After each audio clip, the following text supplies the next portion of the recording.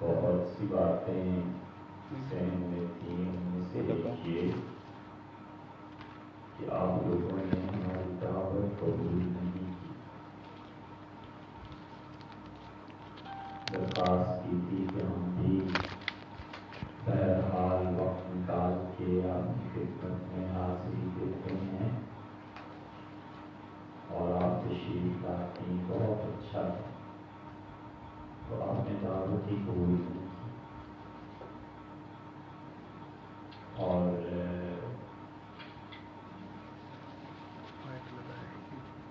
خیال آیا کہ آپ سے زندگی کے دو حقائق پر بات کی جائے۔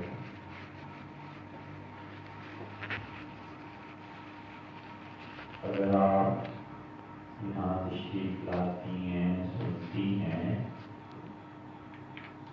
اور آپ کے عمل میں کوئی تبدیلی نہیں ہے، تو یہ کوئی اچھی بات نہیں ہے۔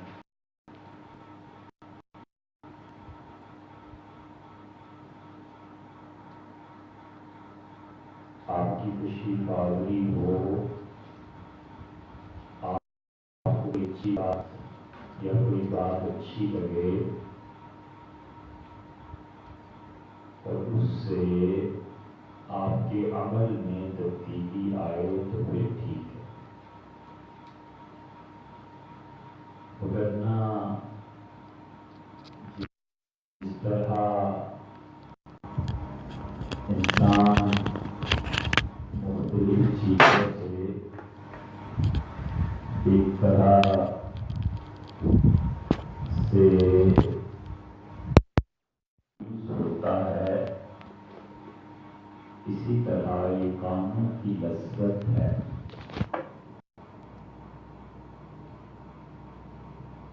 فقہاء نے مسائل میں لکھا ہے کہ نماز کی امامت کے لیے کس کو ترجیح دینی چاہیے۔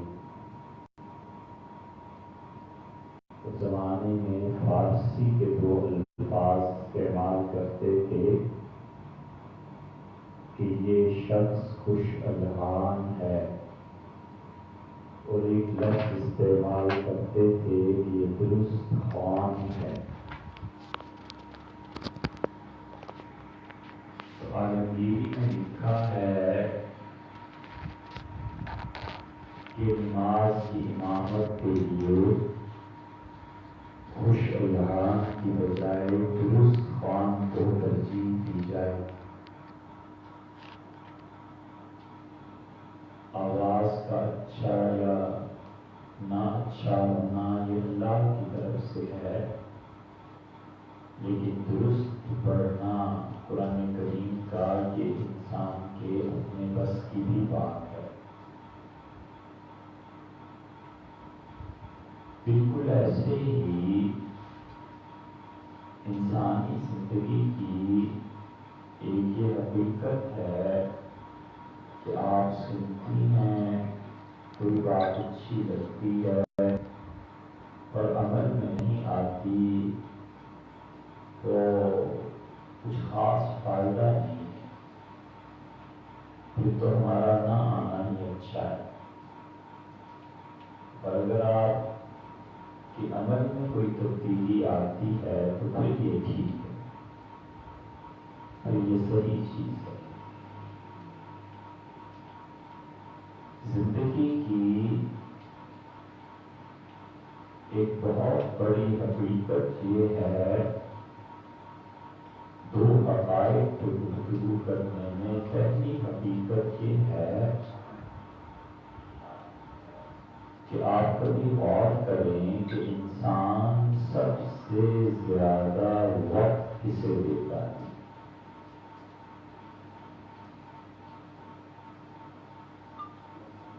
آپ اپنی زندگی پہ غور کیجیے کہ آپ سب سے زیادہ وقت کس کو دیتی ہیں۔ آپ کی عمر فرض کر لیجیے کہ 30 برس ہو گئی، 35 50 برس ہو گئی، آپ نے سب سے زیادہ وقت کسے دیا؟ بس یہ ایک حقیقت ہے، اس آپ غور کریں تو اس کا جواب ہم آپ سے عرض کریں۔ انسان سب سے زیادہ وقت اس چیز کو دیتا ہے جس چیز سے اس کا دل وابستہ ہوتا ہے۔ بس دل کی وابستگی سب سے زیادہ کچھ شعور کی جب بیداری تھی تو گڑیا سے رہی، اپنی کھیل کود کی چیزوں سے رہی، تو دل کی وابستگی نے سب سے زیادہ وقت ان بے جان مورتیوں کو دیا کہ پھر یہ وابستگی بڑھی اور خالہ سے، پھوپھی سے، ماں سے، سہیلیوں سے، کسی سے بھی محبت ہوئی تو پھر دل کی وابستگی ان سے ہو گئی کہ آج خالہ کے یہاں رات گزاروں گی، آج پھوپھی کے یہاں رہنا ہے، اور ماں نے ہزار کہا کہ بیٹی یہ کام اس نے کہا نہیں، نانی کے پاس جاؤ۔ یہ ہم اس زمانے کی بات کرتے ہیں جو ہم نے دیکھا ہے، معلوم نہیں اب بھی شاید ایسے ہوتا ہوگا۔ اور دل کی وابستگی شوہر کے ساتھ ہو گئی تو ماں باپ کیا چیز، ہر چیز قربان ہے اس کے نام پہ، کیونکہ دل وابستہ ہو گیا اور اس کی تمام تر جوانی اور رعنائی اور پیسہ اور دولت اور دکھ سکھ میں کام آنے کے باوجود جب بچے آئے دنیا میں تو اب دل کی وابستگی ان بچوں سے ہو گئی۔ اب اس پیمانے پر غور کریں کہ ہم نے آپ سے عرض کیا کہ آدمی وقت سب سے زیادہ اسے دیتا ہے جس کے ساتھ اس کی دل کی وابستگی ہوتی ہے۔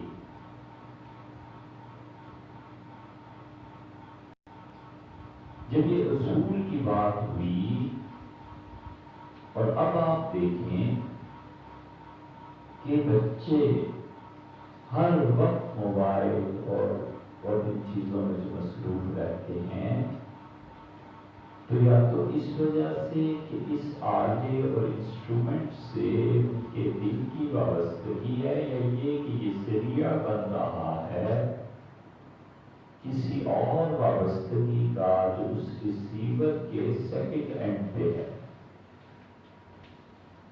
یہی حقیقت ہے۔ بس تو معلوم ہوا کہ انسان کو سب سے زیادہ وقت دینے کا اور وقت کو خرچ کرنے کا مصرف وہ ہے جہاں اس کا دل پیوست ہے۔ اس لیے یہ موبائل فون، یہ چیزیں ان میں کھپ جاتے ہیں، یا اس میں، یا یہ کہ اس کے ذریعے سے جہاں تک کوئی خبر آ رہی ہے یا جا رہی ہے،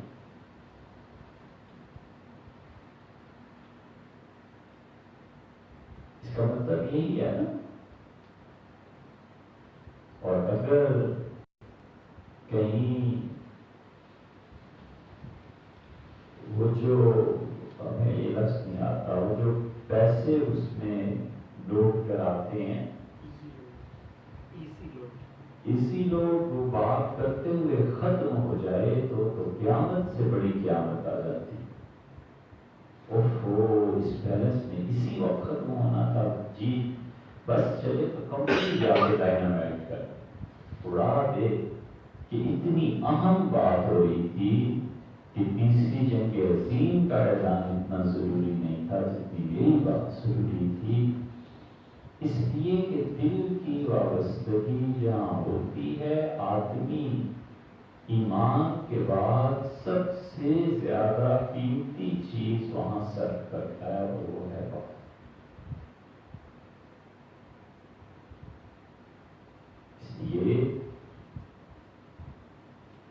ہم سب کو اپنے طرز عمل کا جائزہ لینا چاہیے اور زندگی کی اس حقیقت کو اپنے والدین سے وابستہ کرنا چاہیے، اور ہمیں چاہیے، یہ ہماری شرعی ذمہ داری بنتی ہے کہ ہم زندگی میں سب سے زیادہ وقت اپنے والدین کو دیں۔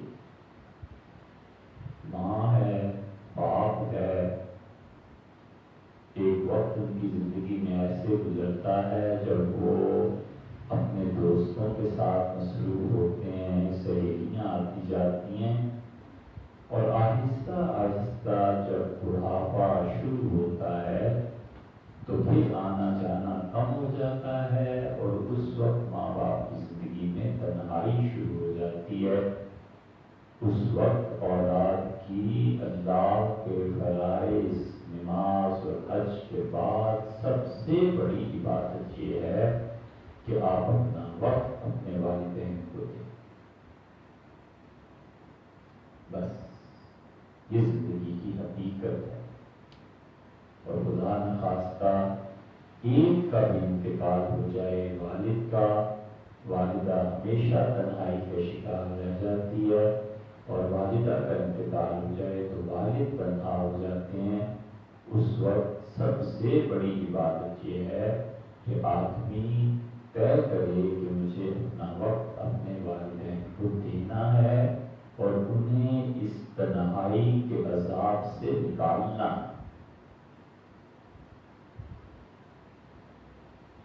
یہ بہت بڑی حقیقت ہے۔ کبھی بھی ڈیول لائف نہ گزاریں۔ یہ ڈیول لائف یہ ہوتی ہے کہ وہی چیز اپنے بچوں کے بارے میں کہنا کہ یہ ٹھیک ہے، اور وہی چیز والدین کے بارے میں خیال نہ کرنا۔ میرے بچے گھر میں تنہا ہیں، ان کی ضروریات ہیں، مجھے جانا ہے، اور ماں سارا سارا مہینہ تنہا ہے، اس کی ضروریات نہیں۔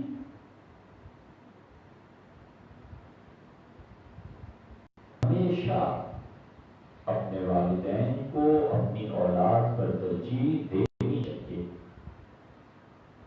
ہمیشہ اپنی ماں کو اپنی بچیوں سے زیادہ عزیز رکھنا چاہیے، اور ہمیشہ اپنے باپ کو اپنے دوستوں سے زیادہ عزیز رکھنا چاہیے۔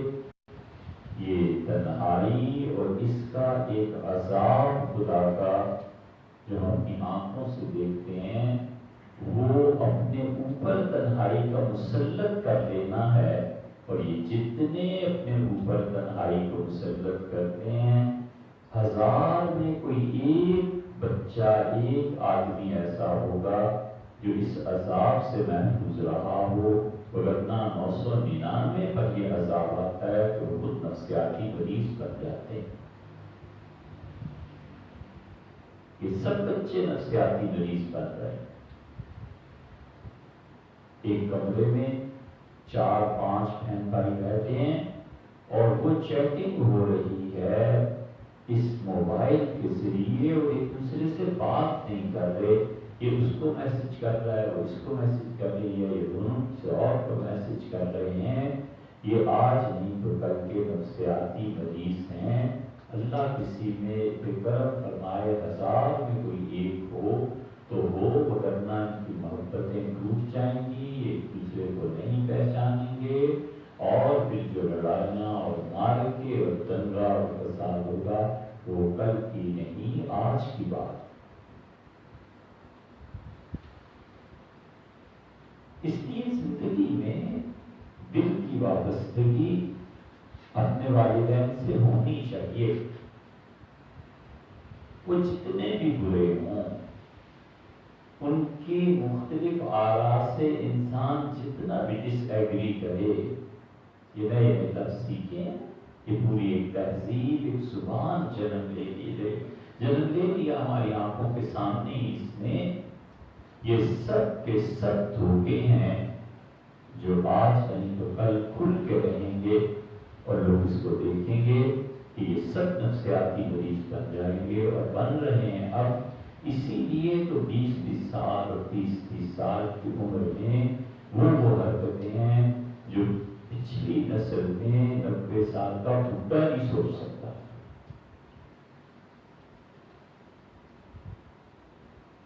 ہم سب کو چاہیے کہ ہم اپنی طرف سے زندگی کو بدلیں. ہمارے والدین پہلے نمبر پیسہ کمائے اور جب تک زندگی ہے ان کے ہاتھ پہ رکھے. یہ نہ سمجھے کہ میں نے احسان کیا ہے بے رسول کا، ان کا احسان سمجھے کہ انہوں نے قبول کر دیا ہے. ماں اس تنخواہ کو منہ بیٹے مارے تو کیا عزت رہ گئی اور کیا خدا کے ساتھ تعلق رہ گیا. کہ دین کے نام پہ جو لوگ دین کی ایکٹیویٹیز کے نام پہ اپنے وقت کو برباد کرتے ہیں اور اپنی ماں اور اپنے باپ کو وقت نہیں دیتے، یہ ظلم کرتے ہیں. ظلم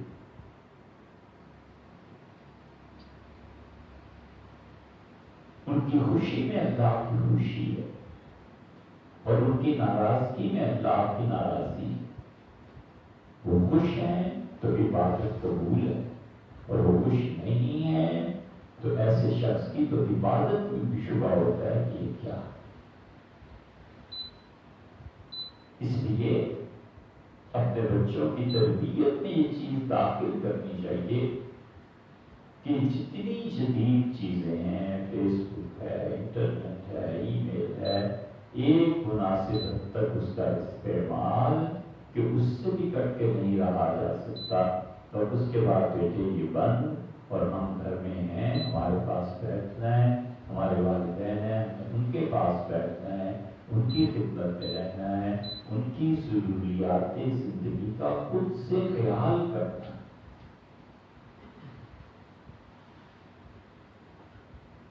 اس لیے دین کے نام پر بھی اپنے والدین کے حقوق کو غصب کرنا. والد کے جانے کے بعد گھر کی ذمہ داریاں پڑ گئی اور اس کی پرواہ نہ کرنا اور ماں بیچاری کہاں سے پینشن سے کہاں سے لا کے پورا کرے اس کا کوئی خیال نہ کرنا. یہ بہت شدید ظلم ہے.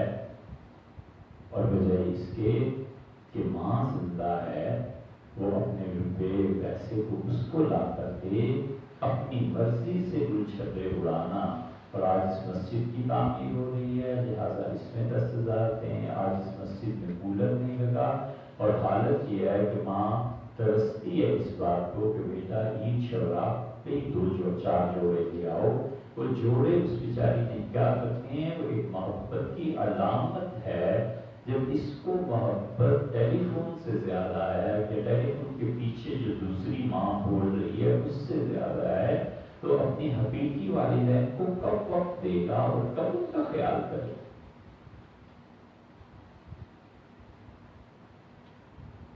اسی لیے حضور صلی اللہ علیہ وسلم کے پاس ایک آدمی آیا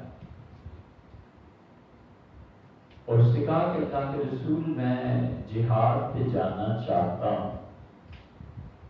وہ صرف جہاد نہیں تھا اور وہ شہادت صرف شہادت نہیں تھی، وہ جہاد جس پہ وہ جانا چاہتا تھا وہ تو امام الانبیاء حضرت رسالت آپ صلی اللہ علیہ وسلم کی امامت میں جہاد. اس کی قبولیت میں کیا شبہ رہتا تھا. وہ صرف ہجرت نہیں تھی، وہ تو حضرت رسالت آپ صلی اللہ علیہ وسلم کے ساتھ ہجرت اور وہ بھی مدینہ منورہ کی طرف. تو آپ نے فرمایا تمہاری والدہ زندہ ہے؟ انہوں نے کہا جی. تو آپ نے فرمایا جاؤ اور اپنی والدہ کی خدمت کرو اور یہ اس جہاد سے جو میرے ساتھ تم کرو گے تمہاری ماں کی خدمت زیادہ اچھی. ایک جوان لڑکا میدان جنگ میں کس کو فوجی کی ضرورت نہیں ہوتی اور بڑھیا جوان اور کئی کافروں کو مار سکتا ہوتا، اتنی صلاحیت اس میں. اور رسول اللہ صلی اللہ علیہ وسلم عین میدان جنگ میں ایک فوجی کتنا قیمتی ہوتا ہے. اور آپ کیا اس کے اللہ کے رسول میں جہاد کے لیے حاضر ہوں. تو رسول اللہ صلی اللہ علیہ وسلم نے فرمایا پوچھ کے آئے ہو؟ عرض کیا میں گھر سے چلا تو میری ماں رو رہی تھی. حضور صلی اللہ علیہ وسلم نے فرمایا کہ جاؤ اور اپنی ماں کو ایسی خوش رکھو اور ہنساؤ جیسے وہ رو رہی تھی. میرے اس جہاد میں تمہارا اس جہاد میں میرے ساتھ رہنا اس سے زیادہ ضروری ہے کہ تمہاری والدہ خوش ہے. بھاگ جاؤ. یہ ماں ہے.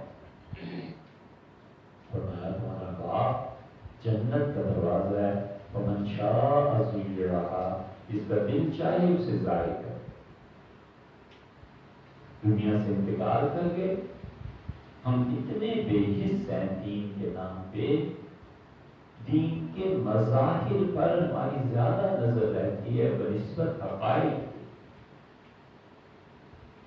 اللہ تعالیٰ موقع دے کہ کبھی ہم آپ سے عرض کریں کہ حقائق میں اور ظہور میں کتنا فرق ہے. ظہور کیا چیز ہے اور حقیقت کیا چیز ہے. دین کے مظاہر لوگوں کو پسند ہے بنسبت ان حقائق کے جو حقیقت میں بات ہوتی. اتنی چیزیں ذہن میں آ رہی ہیں کس کو چنیں اور کس کو چھوڑیں. مفتی محمد شفیع صاحب رحمۃ اللہ علیہ نے قرآن پاک کی تفسیر 8 جلدوں میں لکھی ہے. معارف القرآن.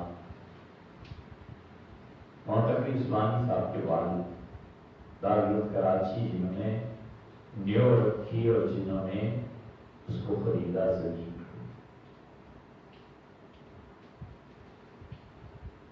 مفتی صاحب فرماتے تھے کہ تفسیر لکھنے کے لیے ایک وقت میں نے مقرر کیا تھا اور میری والدہ اس وقت مجھے بلاتی تھی. کبھی تو مجھے بڑا ہوتا تھا کہ تفسیر کا کام رہ جائے گا, قرآن کی تفسیر مکمل نہیں ہوگی. اور مفتی صاحب پہ ایک مرتبہ والدہ کے انتقال کے بعد بڑھاپا ان کا بھی آخر آ گیا اور ان پر دل کا دورہ ہوا. تو مفتی صاحب کو جب ہوش آئی تو 1.5 قرآن کریم کا رہ گیا تھا. اپنے بیٹوں کو بلایا, محمد صاحب وغیرہ کو, اس طرح لکھ دینا اگر مجھے کچھ ہو گیا. اور فرماتے میرے لیے بڑی مشکل بن گئی زندگی کہ اب میں تفسیر لکھوں, پوری کروں, یا پھر مر جاؤں گا تو تفسیر ادھوری رہ جائے. تو ساری ضروریات جیسے تفسیر لکھنی ہے, فارغ ہونے کے بعد لکھنا شروع کیا.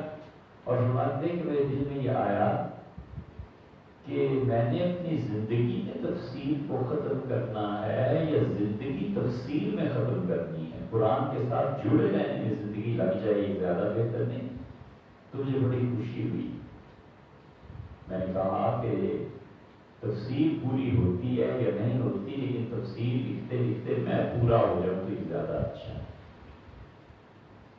کیسی خوبی کی بات ہے. مفتی صاحب کی تفسیر بھی پوری ہو گئی. اور پھر ایک دن فرمایا کہ میرا جی چاہتا ہے کبھی کبھی کہ اپنی اس تفسیر کو آگ لگا دوں. یہ آگ لگانے کے الفاظ کرنا ہے. میرا جی چاہتا ہے اپنی اس تفسیر کو آگ لگا دوں اور کاش میری ماں زندہ ہو, مجھے بلائے, میں اس کے پاس چلا جاؤں. یہ ہوتی ہے ماں. اتنے بڑے مفتی کہ لوگوں نے مفتی اعظم ان کو لکھا اور ان کے مفتی اعظم نے کیا شبہ تھا. اور فرمایا جی چاہتا ہے کہ جو لکھے ہیں سب آگ لگا دیں اس تفسیر کو, میری ماں مجھے بلائے, اس کے پاس چلا جاؤں. اس لیے دین کے نام پہ بھی دھوکہ ہوتا ہے. یہ کام زیادہ ضروری ہے, فلاں میٹنگ میں جانا زیادہ ضروری ہے, فلاں مجلس میں جانا زیادہ ضروری ہے, فلاں جماعت کے ساتھ جانا ہے, اور اس سے بدتر ان کی الیکشن کمپین کرنی ہے, اور یہ کرنا ہے, اور فلاں نظریہ کیا ہے, اور کمیونزم کیسے پھیلتا ہے, اور سوشلزم کی کیا چیزیں ہیں. یہ ساری باتیں کرنا اور والدین کی خدمت میں صفر. اس آدمی نے کیا چھک ماری زندگی گزاری. ہمیشہ اپنے والدین کے ساتھ جڑی رہیے اور اپنی اولاد پہ اپنے والدین کو ترجیح دیجیے. یہ جملہ ایسے ہی نہیں کہہ رہے، یہ زندگی کی بڑی حقیقت ہے کہ اپنی ماں اپنے باپ کا خیال رکھے، اور دولت سے بھی کہیں زیادہ ضروری یہ ہے کہ اپنے وقت ورنہ وہ اگر تنہائی کا شکار ہو گئے اب مزاج ان کے چڑچڑا بننا چاہے گا، اشیاء کو سوچنے کا زاویہ بدل جائے گا، اور جب سوچنے کے زاویے بدلتے ہیں تو پھر پوری زندگی بدل جاتی ہے۔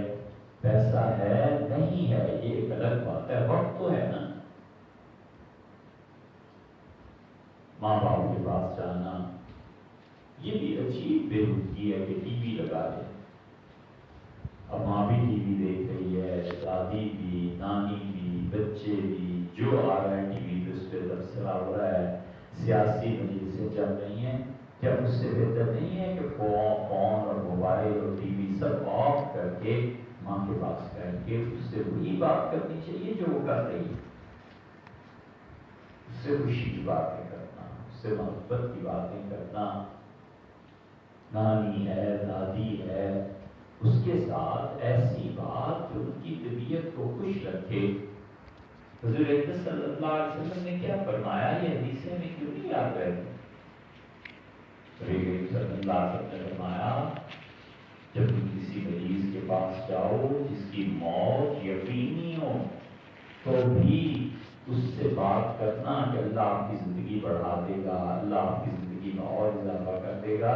فرمایا اگرچہ تم جانتے ہو کہ مرنے والا ہے، اس کے باوجود اس مریض سے ایسی باتیں کرو جس سے اس کا دل خوش ہو جائے، اور باقی ہوگا وہی جو ماشاء اللہ تعالیٰ اللہ نے چاہا ہوگا وہ۔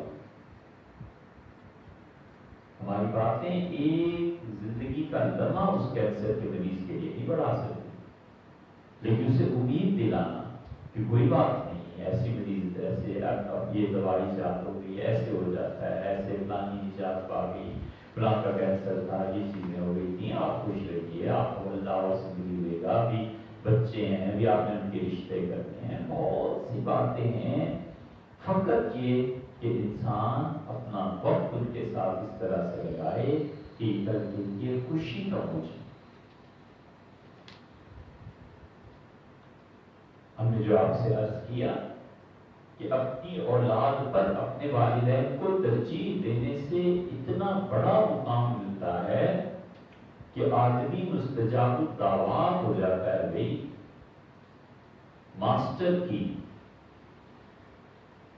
آپ سمجھتی ہیں جو اللہ سے مانگا وہ ملی ہے، کون سا عمل ایسا ہے اور مجھے بتائیے کہ جس میں انسان کی دعائیں قبول ہونے لگے، ہاتھ اٹھائے اور اللہ نے سن لی، دعا دی اور اللہ نے پوری کر دی۔ ان اعمال میں سے ایک عمل یہ ہے کہ اپنی اولاد پہ اپنے والدین کو جو ترجیح دیتی ہیں، خدا انہیں اتنا اپنے قرب سے نوازتا ہے، اللہ انہیں اتنا قریب کر لیتا ہے کہ وہ خود کہتا ہے میری بندی مانگ مجھ سے کیا چاہیے، اور اللہ دیتا ہے۔ یہ بات اپنے پاس سے تھوڑی کہہ لیں، حدیث میں کیا ہے کہ 3 مسافر سفر کر رہے تھے اور شدید بارش شروع ہو گئی، اور تینوں نے ایک غار میں بنا لے لی، پہاڑ کی کھو میں گھس گئے، پہاڑ کے نیچے پہاڑ میں گڑھا بنا ہوا تھا بہت بڑا، اس گڑھے میں بیٹھ کے بارش دیکھنے لگے کہ یہ بارش رکے اور ہم پھر پیدل سفر آگے کو کریں۔ بارش ہو رہی ہے اور اچانک ایک بڑا پتھر جو چوٹی سے لڑکا تو آ کر انہیں محفوظ کر دیا، یہ بند ہو گئے۔ یا اللہ اندھیرا ہے اندر اور یہ اب پتھر ہٹ نہیں سکتا، زور لگا رہے ہیں۔ تو کسی کے جی میں آئی اور اس نے کہا اللہ ہی اس پتھر کو اٹھا سکتا ہے، خاص دعا مانگو۔ اور پہلے نے اور دوسرے نے اور تیسرے نے دعا کی اور پتھر خود بخود ہٹتا چلا گیا، اور ایک نے ان میں سے یہ دعا مانگی، اس نے کہا اللہ تو جانتا ہے میرے والدین بہت بوڑھے ہو گئے تھے، اور میں اتنی بکریاں چرا کے گھر آیا تو میرے بچے میں نے طے کیا ہوا تھا کہ میرے والدین دودھ پئیں گے، میری ماں تو پھر میرے بچے پئیں گے، اور اس دن میری ماں سو گئی تھی، میرے بچے رو رہے تھے دودھ کے لیے۔ میں نے کہا نہیں بچوں، میری ماں پہلے پیے گی پھر تم پیو گے۔ اور لمبا اس کا حدیث میں خلاصہ یہ کہ میری ماں اٹھی، میں نے دودھ پلایا اپنے بچوں کو۔ اللہ اگر وہ نیکی تیرے یہاں قبول کی کر لی گئی ہو تو اللہ اس نیکی کا واسطہ ہے اس پتھر کو ہٹا دے، اور پتھر ہٹ گیا۔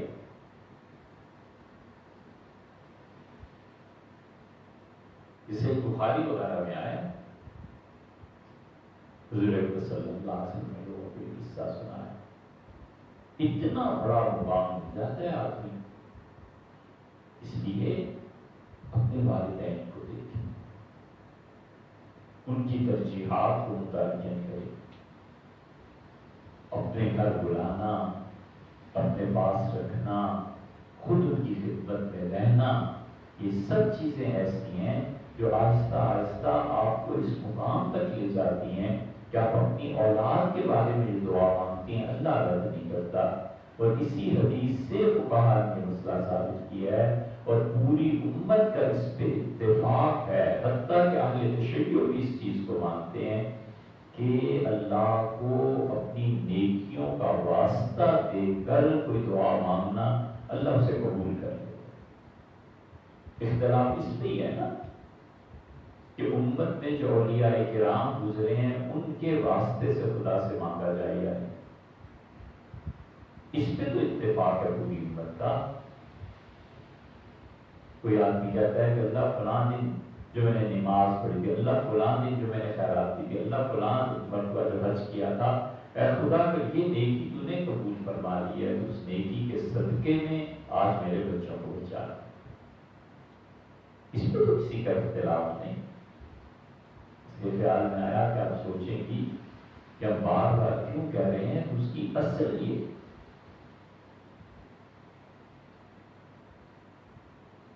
اور افسوس یہ ہے کہ دین کی حقیقت ہے جسے لوگ نہیں سمجھتے۔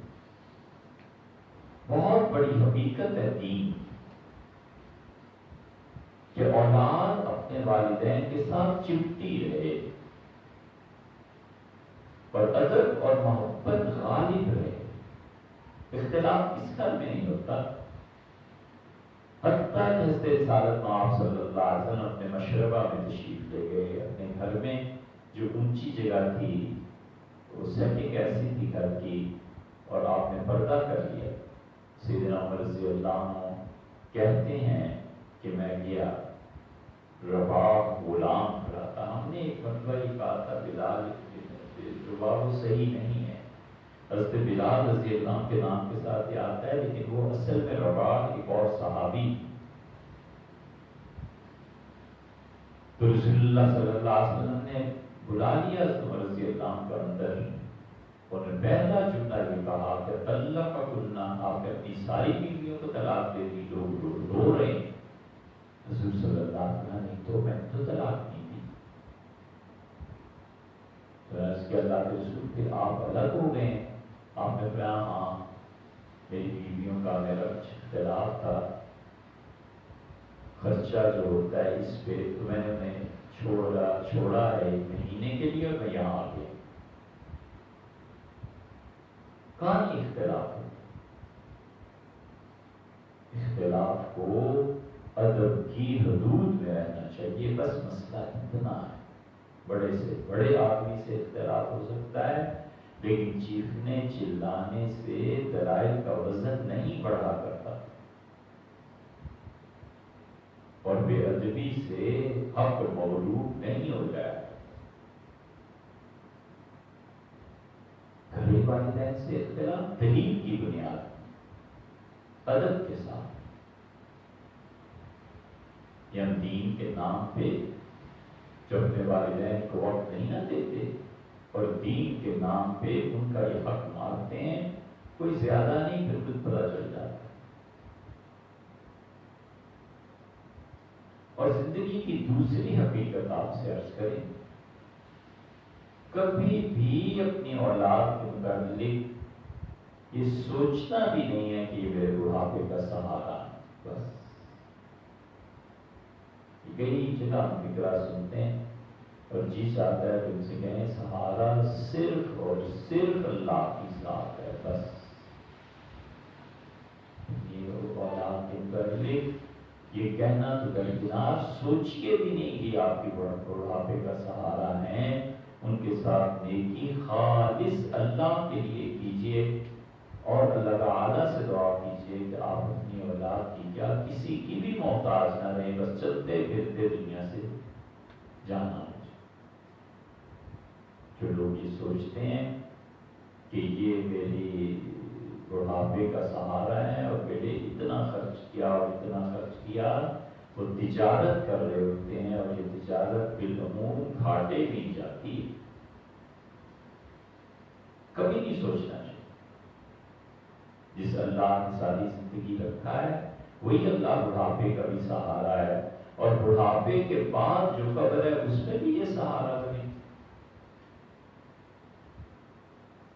کتنے لوگ ہیں جو اپنے مرے ہوئے ماں باپ کے لیے اثارے ثواب کرتے ہیں. اچھا بھائی، ہم آپ کو بہت آسان ترکیب بتائیں، بہت آسان، اس پہ عمل کیجیے. آپ دن میں کھانا پکاتی ہوں گی، صبح ناشتہ دیتی ہوں گی، رات کا کھانا بظاہر ہے جو سوسائٹی میں ایک چیز رائج ہے، معمول. ہر مرتبہ جب کھانا پکایا کریں بچوں کے لیے، والدین، مہمان، تو باورچی خانے میں جا کر سب سے پہلی نیت ایک کیا کیجیے کہ اللہ کہ جو کچھ پکا رہی ہوں، جو لوگ کھائیں گے، سب کا ثواب میرے والدین کے. بس اتنا سوچ کے اب سبزی گوشت یہ وہ نوکروں نے پکانا ہے، آپ نے پکانا ہے، دینا ہے. ایک جملہ سوچ لیجیے کہ اللہ اب جو کچھ میں پکانے جا رہی ہوں اس کھلانے کا ثواب اور یہ سب چیزیں میرے والدین کے لیے، میری دادی، نانا، نانی، فلاں فلاں، اللہ ان کو دے. اللہ میری نسلوں کو جو پہلا آدمی مسلمان کے ہوا ہوگا، اللہ سب کو اس کا ثواب پہنچے. نہ آپ نے کوئی چیز زیادہ پکانی ہے، نہ آپ کو کوئی محنت زیادہ ہے. آپ روز یہ نیت کر لیا کیجیے، بس باورچی خانے میں جا کے پہلا جملہ جو سوچتا ہے اللہ آپ کے لیے پکا رہی ہو، پروردگار اس کا ثواب میرے والدین کو پہنچے. بس کیا خرچ ہوا؟ ایک پائی بھی. ٹائم کتنا خرچ ہوا؟ 5 سیکنڈ. اور آپ کے والدین آپ کے اس عمل سے خوش ہوں گے، وہ ساری نسلیں خوش ہوں گی جن تک سے ثواب پہنچے گا. ثواب ایک فرد کے ساتھ ہی محسوس نہیں ہوتا. جتنی آپ نیت کریں گے، ساری امت کی نیت کر لیں، ساری امت کو پہنچے گی. یہ بالکل اسی طرح ہے جیسے موم بتی، اس موم بتی سے 100 روشن کر لیں. ایک شمع جلائی اور اس سے پورے محلے میں آپ کے اگر روشنی دی تو پہلی شمع میں کیا فرق پڑا؟ کچھ بھی. اور دوسری زندگی کی حقیقت کبھی اپنی اولاد کے متعلق نہ سوچیے، تصور میں ہی نہ لائیے. جب بھی خیال آئے بشری تقاضے سے اللہ پہ بھروسہ کیجیے کہ اللہ میرا سہارا ہے، وہی دینے والا ہے. اور زیادہ خیال آئے تو پھر یہ سوچ لیجیے کہ میرے بچے میرے بڑھاپے کا سہارا ہے، تو اس کے بعد جب قبر میں تنہا چھوڑائیں گے تو قبر میں کس بیٹی نے ساتھ کھڑے ہونا ہے جواب دینے کے لیے. جو اللہ اس زندگی میں سہارا ہے وہی بڑھاپے میں بھی سہارا ہے اور وہی قبر میں بھی سہارا ہے. اسی کی خاطر یہ زندگی ہے اور اسی کے سہارے پہ یہ دن کٹ رہے ہیں اور قبر بھی اسی کے ساتھ. بڑی بے وقوفی ہے اپنی اولاد کی صلاحیتیں دیکھ کر اور کوئی آدمی یہ سمجھے کہ میرے 4 بیٹے اور 3 بیٹے میرے کوئی کسی کے کام نہیں آتا. حضور صلی اللہ علیہ وسلم فرمایا قلوب الناس بین اصابع الرحمن، تمام دنیا کے لوگوں کے دل اللہ کی 2 انگلیوں کے درمیان ہیں. یقلبہم کیف یشاء، اللہ ان دلوں کو جدھر چاہتا ہے پھیر دیتا ہے. یا مقلب القلوب، اور اس کے بعد وہ آپ مانگتے تھے، فرماتے تھے اے دلوں کو پھیرنے والی ذات ثبت قلبی علی دینک، اللہ میرے دل کو اپنے دین کی طرف پھیر دے، اپنے دین پہ میرے دل کو قائم رکھ۔ اللہ تعالیٰ سے اس سے بہتر ہے کہ صحت کی دعا مانگے، اس سے بہتر ہے کہ اللہ سے بے نیازی کی دعا مانگے کہ اے خدا میں کبھی بھی کسی پہ بوجھ نہ ہوں، نہ پیسے میں، نہ صحت میں، نہ چلنے پھرنے میں۔ اے پروردگار عالم، میں کسی کی کوئی محتاج ہوں ہی نہیں، بس ایسے ہی لے چل جب اپنی زندگی کے دن ہوئے۔ جو لوگ دوسروں کے سہارا کرتے ہیں، اگرچہ اولاد ہی کیوں نہ ہو، اللہ تو جانتا ہے نا، وہ بھی پھر انہی کے حوالے کر دیتا ہے کہ تمہارا سہارا تھا لوگ تو یہ چیزیں ہو جاتی ہیں۔ بس ایک واقعہ آپ کو سنائیں، پھر آپ سے اجازت لیں، 45 منٹ تو ہو ہی گئے۔ کہ جتنے ہم دین کے دعوے اور یہ چیزیں کرتے ہیں، اخلاقیات انسان کے اگر نہ اس کے پس پشت ہوں اور صرف جذبات ہوں تو انسان زیادہ دیر کچھ چل نہیں سکتا۔ اللہ کے دین سے جو اخلاقیات بنتی ہیں وہ ہمیشہ قائم رہتی، اس میں اضافہ اور ترقی ہوتا ہے، ایمان کی کیفیت جو بڑھتی ہے۔ کبھی کبھی ایک واقعہ سوچتے ہیں تو اتنی شرم آتی ہے کہ پھر پہلوں کبھی اس کا اثر بھی رہتا ہے۔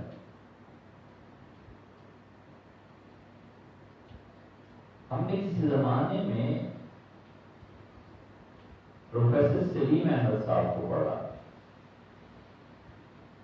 اور یہ وہ دور تھا جب سبت حسن اور پروفیسر سلیم اور یہ سارے لوگ، مبارک صاحب، ہم بہت شوق و شوق سے پڑھتے رہے، سب ایک سے ایک پرلے درجے کا دہریہ اور کیمونسٹ۔ یہ کبھی کبھی غریبوں کی جو بات ہم کرتے ہیں تو خیال میں آتا ہے کہ اس کا اثر بھی ایک ہے، اور خوب پڑھا۔ سلیم احمد صاحب پورے ملک میں کیمونسٹوں کے سربراہ تھے، اور پروفیسر سلیم صاحب، اللہ تعالیٰ ان کے درجے بلند کرے اور خدا کی لفظ درگزر فرمائے، کوئی آدمی ایسا نہیں تھا جو ان کے ساتھ 2-4 گھنٹے بیٹھے اور الہات، طاہریت اور دین بیزاری کے جذبات لے کے واپس لائے، ذہن تبدیل کر دیتے تھے ایک ایک نشست میں کہ خدا ہے ہی نہیں اس کائنات، پکے کام رہے۔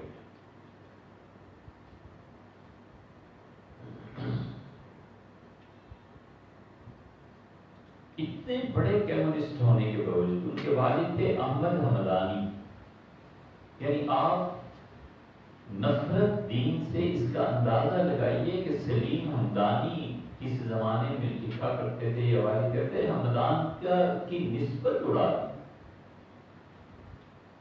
حمدانی یہ قبیلہ تھا، حضرت رسالت پناہ صلی اللہ علیہ وسلم نے سیدنا علی رضی اللہ عنہ کو بھیجا تاکہ انہیں دعوت دینا دین کی، اور فرمایا تھا کہ علی تمہاری وجہ سے ایک آدمی اگر خدا کے دین کی طرف آ گیا تو خیر لک من حمر النعم، یہ سرخ اونٹوں جیسی دولت سے زیادہ بڑی دولت ہے اگر تمہاری وجہ سے ایک آدمی کی زندگی صحیح ہو۔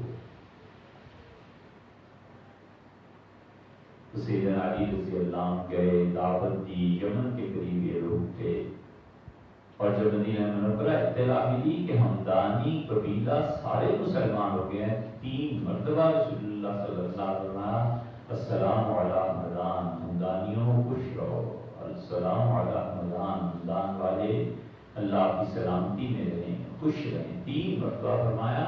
انہیں دین سے اتنی چڑ تھی کہ انہوں نے اپنے نام کے ساتھ حمدانی لکھنا چھوڑ دیا کہ کہیں میری نسبت دین کی طرف نہ ہو جائے۔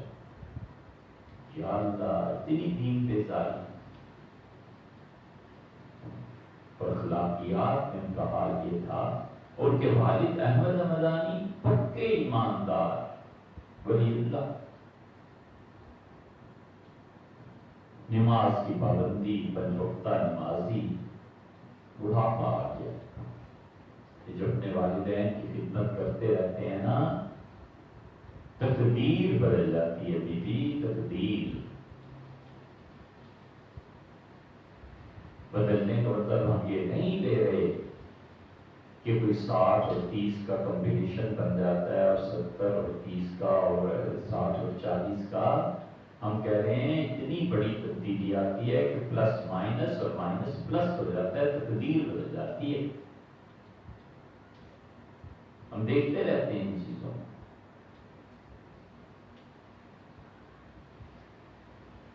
وہ اتنے ولی اللہ تھے کہ تہجد کی نماز گویا قضا نہ ہوئی، بوڑھے ہو گئے. پروفیسر سلیم صاحب کراچی میں تھے اور پھر ریڈیو پاکستان کے ساتھ ہو گئے تھے، اور بلا کے ذہین اور کیمسٹ پڑھ کے، جیسے کہ بھی بتایا، انہوں نے اپنے والد کے بڑھاپے میں دیکھا کہ والد ساری زندگی نماز پڑھتے تھے اور بڑی تکلیف ہے مسجد تک لے جانے میں، پہنچنے میں. تو کہتے تھے انہیں پتا تھا کہ میرا بیٹا پکا کامریڈر، خدا کو ہی نہیں مانتا. ایک دن پروفیسر سلیم نے عرض کیا والد احمد مدانی سے کہ آپ کو مسجد جانے میں زحمت ہوتی ہے، کوئی حرج نہیں، اگر آپ کا جی چاہے تو میں اب بھی آپ کو مسجد لے جا سکتا ہوں.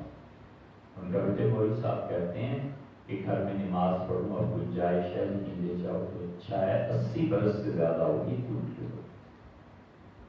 اور پروفیسر سلیم صاحب خود کہتے تھے 12 سال یعنی 10 سال سے زیادہ، کہتے تھے ہم نے کون سی نماز پڑھنی ہوتی تھی، میں 10 سال سے زیادہ اپنے والد کو 5 وقت کی نماز میں گاڑی میں بٹھاتا تھا، مسجد لے جاتا تھا اور بغیر وضو کے والد کے ساتھ کھڑا ہو جاتا تھا. میں خدا کو ہی نہیں مانتا تھا تو وضو اور نماز کیا چیز.